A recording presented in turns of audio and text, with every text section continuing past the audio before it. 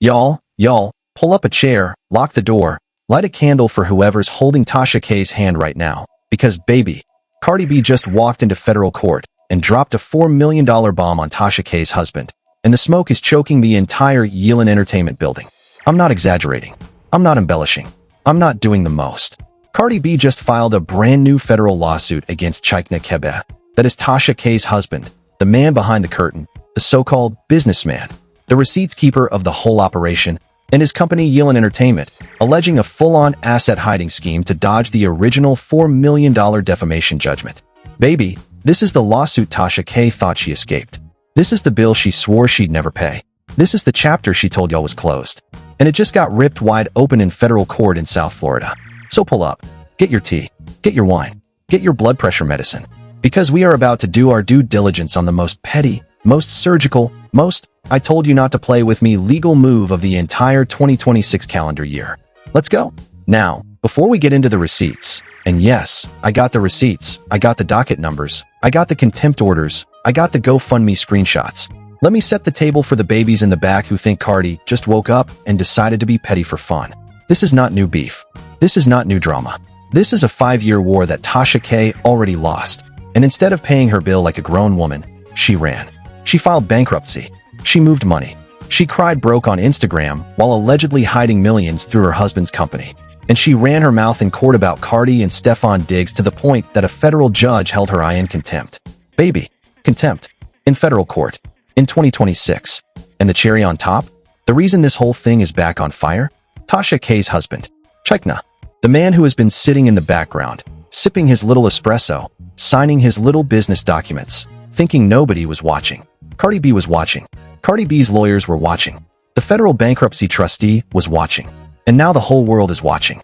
So let's break this down piece by piece, because the layers on this one are deeper than a Tyler Perry plot. And I need every single one of y'all to understand exactly how Cardi just bodied this whole family in one filing. Receipt 1. The original $4 million.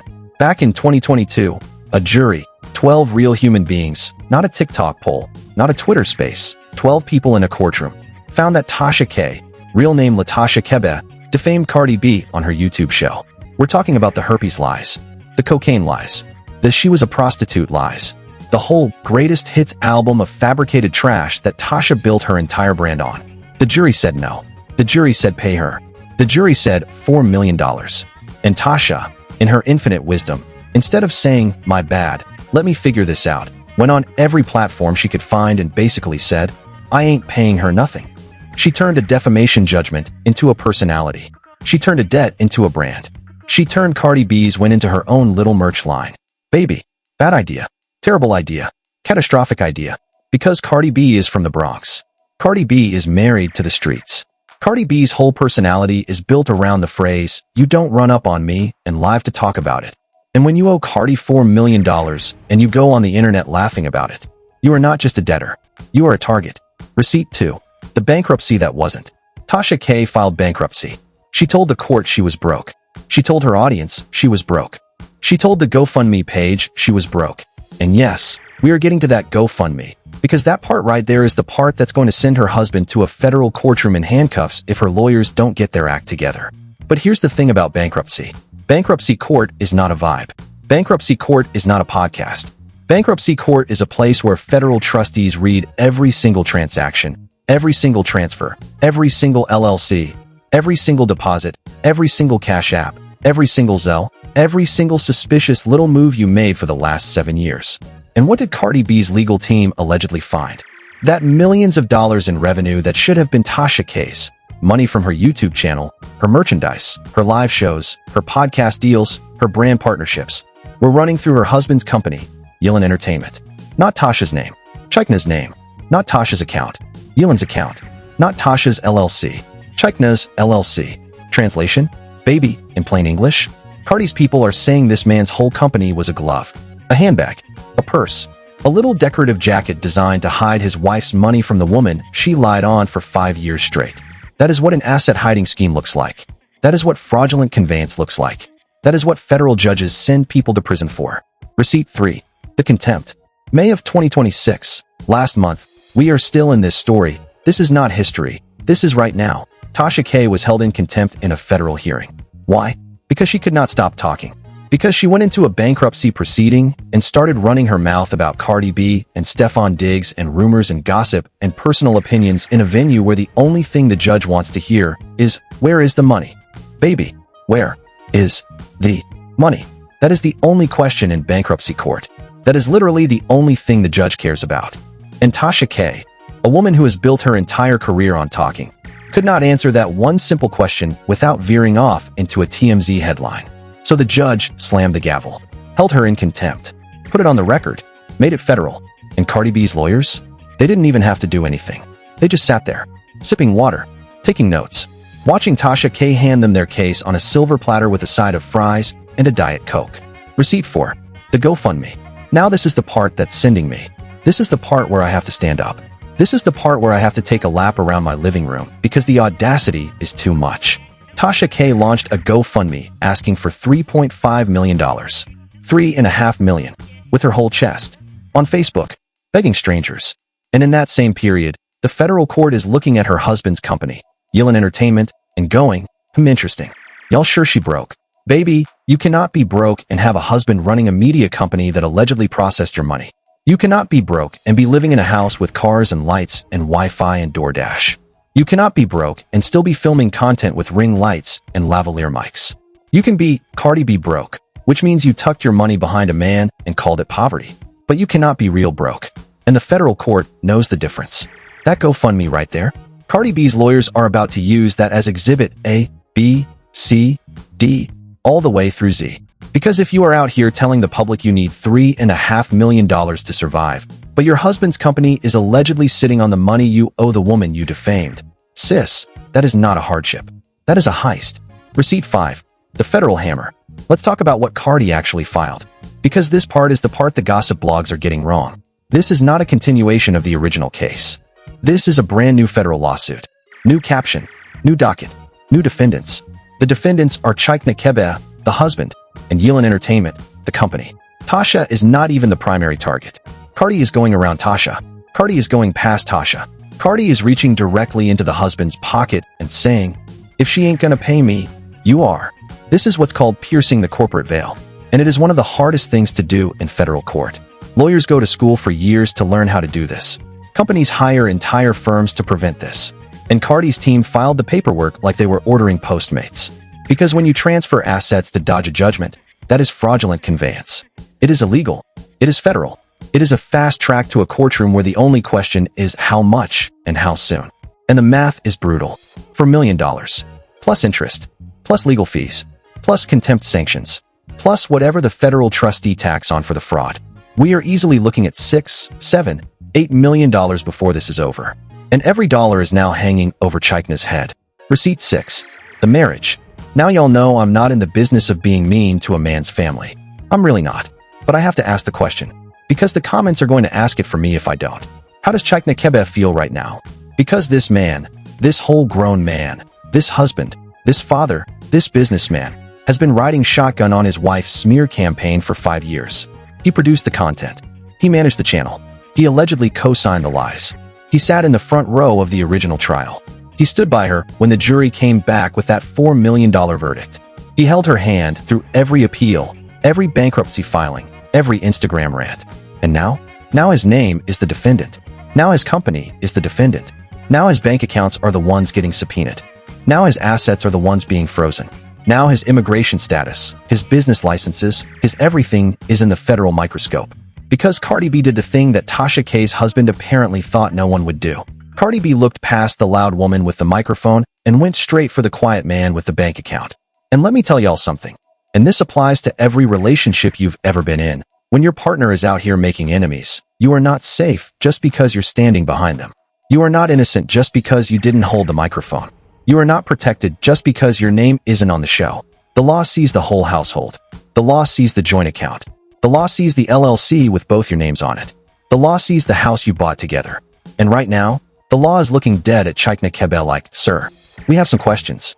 Receipt 7. The pattern. Let me give y'all the pattern, because once you see it, you cannot unsee it. Tasha K builds a platform off Cardi B. Tasha K sues Cardi B preemptively. Tasha K loses. Tasha K talks reckless online. Tasha K files bankruptcy. Tasha K launches a GoFundMe. Tasha K talks reckless in court. Tasha K gets held in contempt. Tasha K's husband's company gets named in a new federal suit. This is not a series of unfortunate events. This is a choice. This is a long, slow, deliberate sequence of bad decisions stacked one on top of the other like the world's worst Jenga tower. And the whole thing is about to collapse on top of an entire family. And the part that hurts? The part that makes me sit back? The part that makes me whisper, "Oh no," to my coffee cup? She didn't have to do any of this. She could have apologized in 2019. She could have settled in 2020. She could have paid in 2022. She could have shut up in 2023. She could have negotiated in 2024. She could have stayed off the internet in 2025. She could have answered the judge's questions in 2026. She had 6 different off-ramps, 6 different chances to swerve. And every single time, she pressed the gas instead of the brake. Because she thought she was untouchable. Because she thought Cardi would get tired. Because she thought the system would forget. Because she thought her husband's LLC was a magic shield. It wasn't. It never was. It was a target with a bullseye on it. Receipt 8. The broke performance. There is a difference between being broke and performing broke. Real broke is when you don't have lights. Real broke is when your fridge is empty. Real broke is when your phone is off. Performance broke is when you are on Facebook asking for $3.5 million while your husband's media company allegedly invoices brand deals every week. Performance broke is when you are still uploading videos with professional lighting. Performance broke is when you are still on podcasts with a fresh wig and a beat face. Federal judges can tell the difference. Federal trustees can tell the difference. Forensic accountants. And oh, you better believe Cardi's team has forensic accountants. The kind that can trace a dollar through 12 shell companies and a Cayman trust. They can absolutely tell the difference. And once they show that difference in court, once they put a spreadsheet on a screen showing what came in versus what was reported, sis, that's not just a civil problem. That edges into fraud territory. And fraud in federal bankruptcy proceedings is a 5-year in prison kind of problem. That's not me being dramatic. Go look up Title 18 of the United States Code, Section 152. Bankruptcy fraud. 5 years per count. Per count. And the way this case is shaped, the counts could stack like pancakes. Receipt 9. The Cardi factor. Here is where the energy shifts. Because some of y'all are out here thinking Cardi is just being petty. Some of y'all are like, why can't she just let it go? She got the verdict. Move on. Baby, listen to me. Listen with both ears. This is not pettiness. This is principle. Because if Cardi lets Tasha K wiggle out of a $4 million judgment by hiding behind her husband's company, she is signaling to every single hater, every single blogger, every single YouTube chatterbox in America that you can defame her, lose in court, and then just not pay. She is not doing that. She cannot afford to do that. Not legally, not financially, not reputationally. So she is making an example. A loud, expensive, federal court example. And the example is this. If you defame me, I will not just sue you. I will sue your spouse. I will sue your company. I will subpoena your accountant. I will follow the dollar all the way to whatever country it ran to. I will not stop. I will not get tired. I will not run out of money. I will be at your bankruptcy hearings. I will be at your contempt hearings. I will outlast you. And that is why this filing matters. This is the warning shot for the next generation of internet liars. Receipt 10. The husband's options. Let's talk about what Cheickna Kebe can actually do. Because the man does have options. Bad ones. But options. Option 1. Settle. Pay something. Negotiate.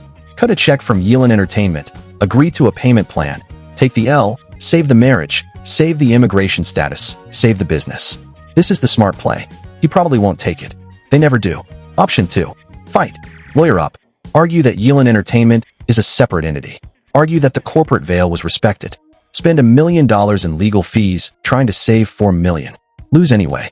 Because the paper trail is the paper trail and forensic accountants don't blink. Option 3. Run. Try to move assets offshore. Try to dissolve Yelen Entertainment. Try to transfer property to a relative. This is the option that turns a civil case into a criminal one.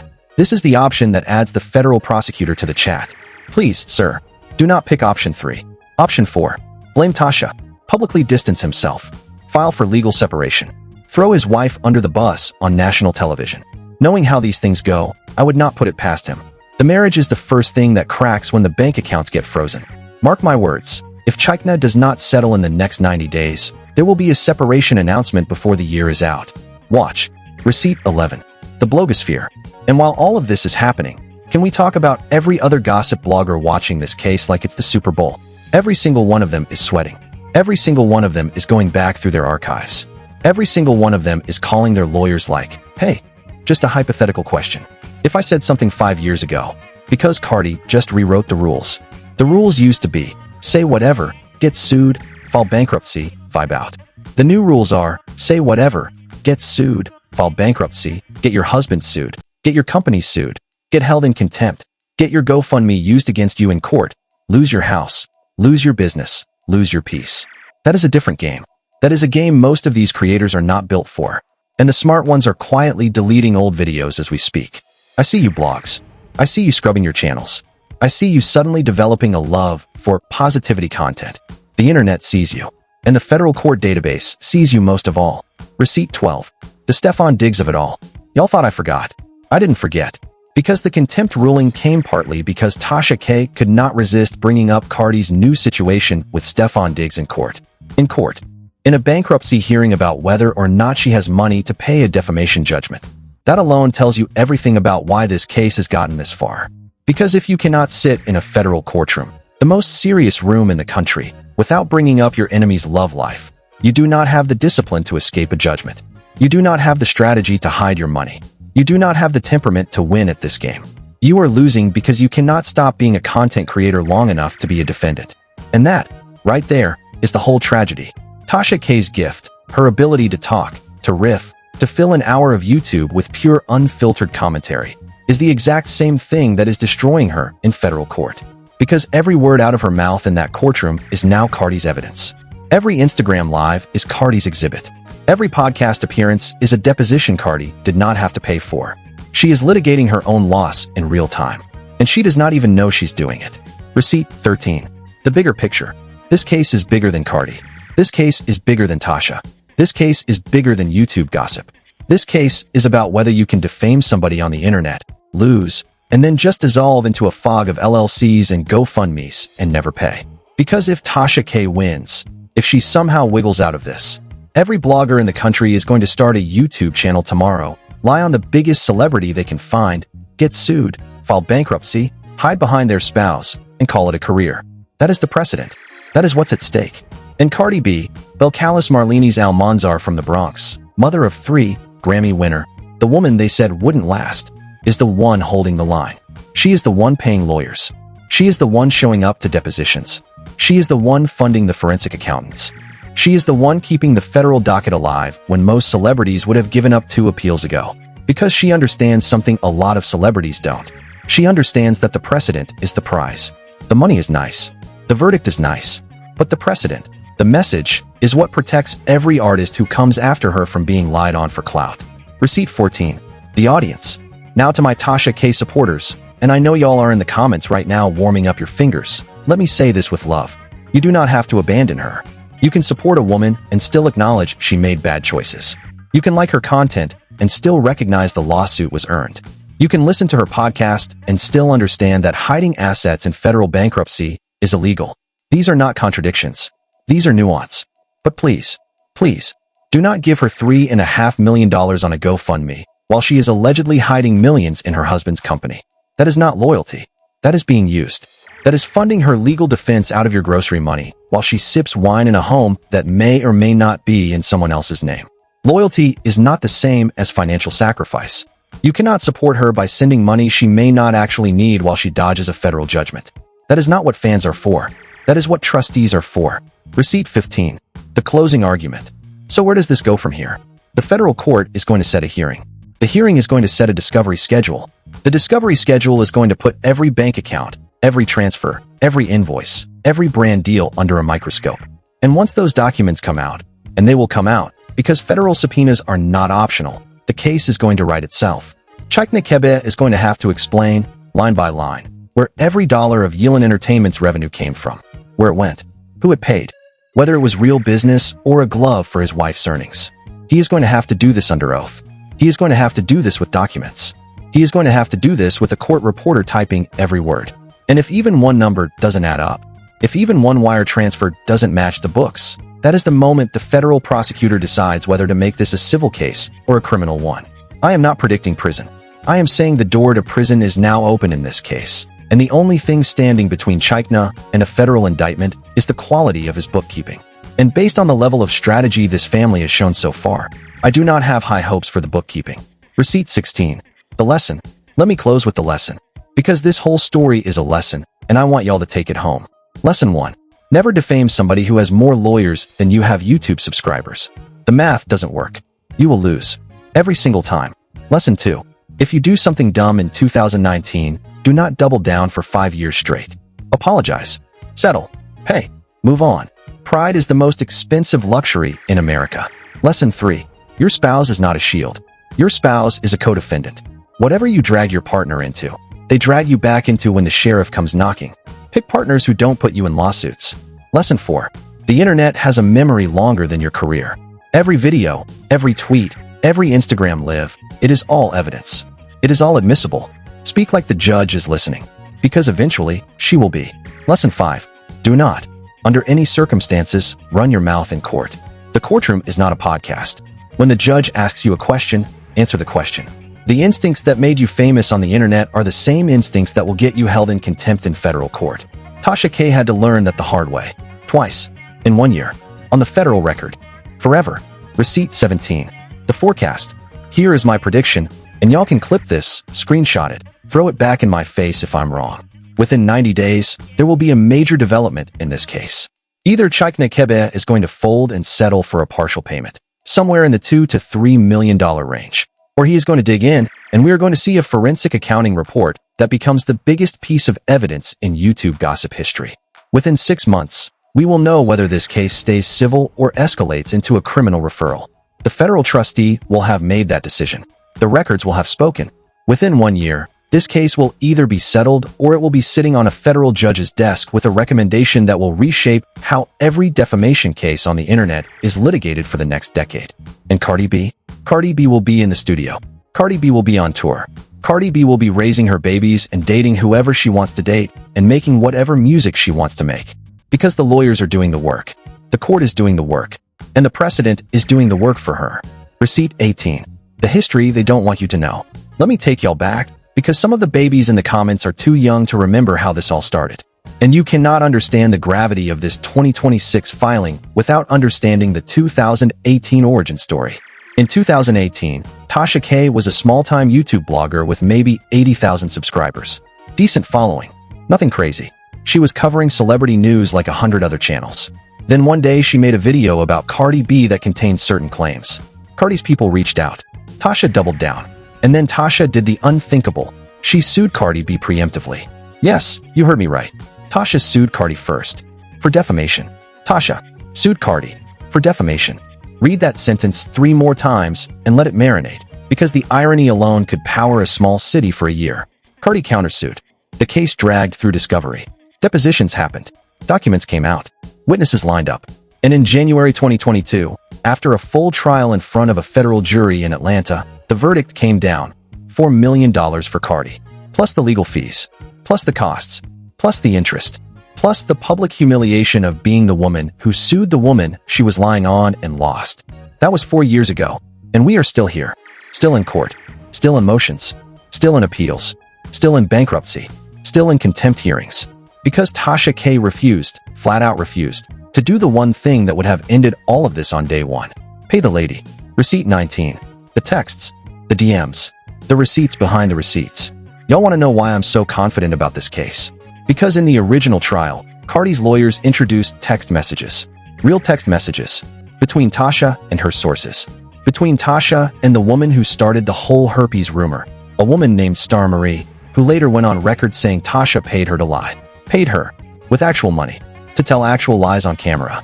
That is not gossip. That is not speculation. That is in the trial transcript. That is on the federal record.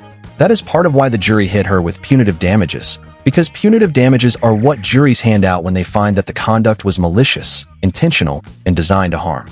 12 people heard the evidence. 12 people saw the texts. 12 people came back with a number. And that number was $4 million.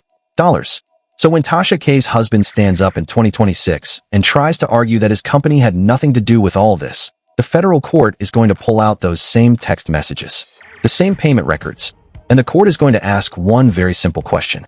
Sir, whose bank account funded these payments to Star Marie? I'll wait. Receipt 20. The other defamation cases. And here is where the layers get even deeper. Because Cardi B is not the only person who has sued Tasha K. She is just the most famous. There are other lawsuits. There are other creditors lined up in that bankruptcy court like it's a Black Friday sale at Target. When you file bankruptcy, all of your creditors get a seat at the table. They get to ask questions. They get to subpoena documents. And when one of those creditors is Cardi B with a $4 million judgment and a legal team that has been chasing this debt for 4 years straight, baby, that creditor is running the table. That creditor is the queen of the meeting. Every other small-time creditor in that bankruptcy is essentially riding Cardi's coattails. Because whatever Cardi's lawyers uncover about hidden assets, those other creditors get a piece of too. Cardi is not just litigating for herself. She is, accidentally, litigating for every single person Tasha K ever wronged in business. That is the unintended hero arc. Cardi did not set out to be the protector of small creditors. But she became one. You're welcome, fellow plaintiffs. Receipt 21. The Atlanta Connection. The original trial was in Atlanta. The bankruptcy is now in South Florida. And that venue change is not random. That venue change tells you something important. Because when you file bankruptcy, you file in the district where you live. So Tasha K moved. Or her assets moved. Or her residency shifted. And the federal courts noticed. This is the kind of detail that gossip channels skip over because it sounds boring, but it is not boring. It is essential. Because every time a debtor moves between federal districts during an active judgment, the trustees pay extra attention. They ask why. They look at the timing. They examine the property records. If you move from Atlanta to Miami while owing Cardi B for $1 million, you are not just relocating. You are creating a paper trail. And federal trustees know how to read paper trails like the rest of us read text messages. That right there is one of the threads Cardi's lawyers are going to pull on hardest. Because the moment you can prove that a debtor moved assets to a different jurisdiction to make collection harder, you have the foundation of a fraudulent conveyance claim. And fraudulent conveyance is the lock that opens the door to piercing the corporate veil, which is the entire game. Receipt 22. The Marriage Forecast, Extended Cut. When the federal pressure hits a marriage where one spouse is the public face and the other is the silent business partner, the marriage cracks along very predictable fault lines. First, the public spouse starts blaming the silent spouse for the boring decisions, the LLC structure, the tax filings, the accountant choice. Then the silent spouse starts resenting the public spouse for the loud mouth that got them into the lawsuit. Then the lawyers start advising them to have separate counsel. Then one of them starts cooperating.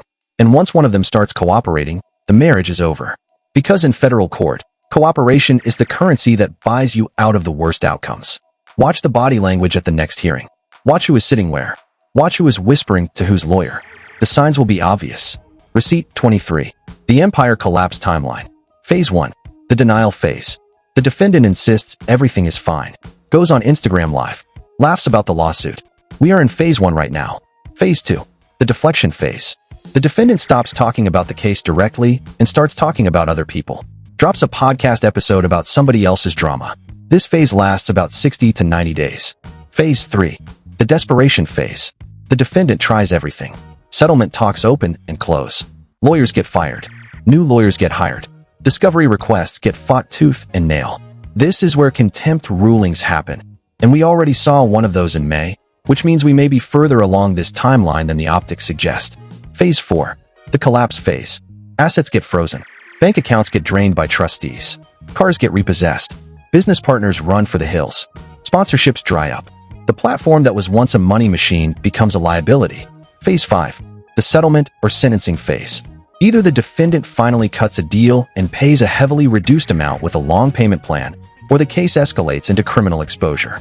If I had to guess where we are right now, we are at the tail end of Phase 2 and accelerating into Phase 3, which means the next 90 days are going to be the most volatile, most newsworthy stretch of this entire saga. Buckle in.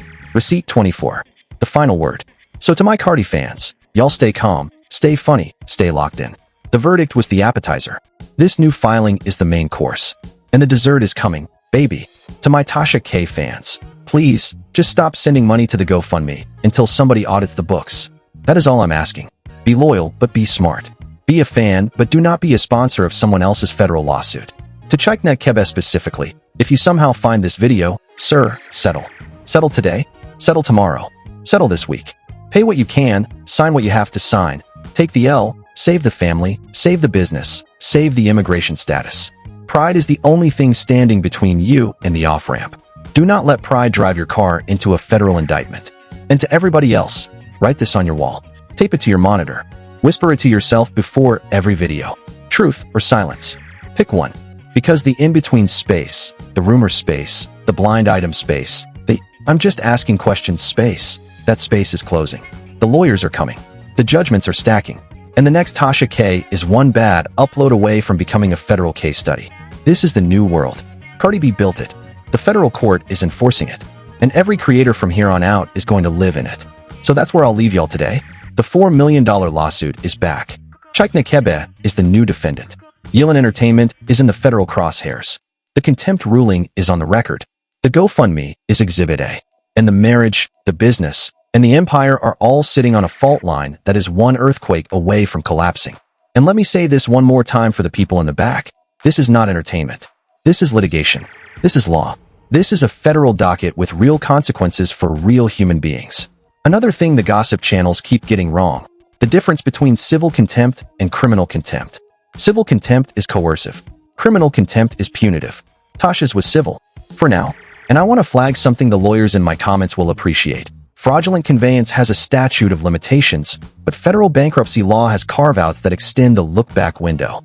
The trustee can reach back further than most people realize. One more thing about Yelen Entertainment. The name means something. In Bambara, a West African language, Yelen translates roughly to light. Light. As in illumination. As in the very thing this lawsuit is about to shine on every transaction. And y'all already know, when a forensic accountant gets a hold of a small media LLC, they are not just reading the QuickBooks. They are pulling merchant processor statements. They are pulling Stripe records. They are pulling PayPal logs. They are pulling YouTube AdSense deposits. Every dollar leaves a fingerprint. I also want to point out that the contempt ruling is itself a discovery goldmine. Because once a federal judge holds you in contempt, your lawyer's communications with you can sometimes be pierced under the crime fraud exception. That is not me speculating. That is black-letter federal law. And before anyone asks, yes, the bankruptcy code does allow for non-dischargeable debts in cases of willful and malicious injury. Defamation judgments often qualify, which means Tasha K can file bankruptcy until she runs out of paper, and Cardi's $4 million will still be sitting there, accruing interest, waiting. This is the part most people miss. Bankruptcy is not a forgiveness machine. Bankruptcy is a reorganization machine, and willful tort judgments survive the discharge, which means Cardi could chase this debt for the rest of Tasha K's natural life. Think about that. The rest of her natural life. Garnishment. Liens. Levies. Every time she earns $1, Cardi's people will be there with a court order. Every time she touches a bank account, the trustee will be there with a question. Every time she signs an LLC paper, a federal database will flag it. And that is what makes this filing so devastating. It is not just about the money. It is about the permanent legal weight that now sits on top of an entire family for the next 30 years. And that is the receipt that closes the file. Stay safe, stay loud, stay funny, and for the love of all that is holy, do not lie on Cardi B. We just watched a whole family get walked into federal court because somebody thought defamation was a personality. Let me know what y'all think in the comments. Tell me who you think folds first, Cheickna or Tasha. Tell me what your over-under is on the settlement number. Tell me if you think this ends in a criminal referral or a civil check. I'll be reading every single comment. I'll be live the day the hearing happens. I'll be screen recording the docket. And I'll talk to y'all later. Bye, baby.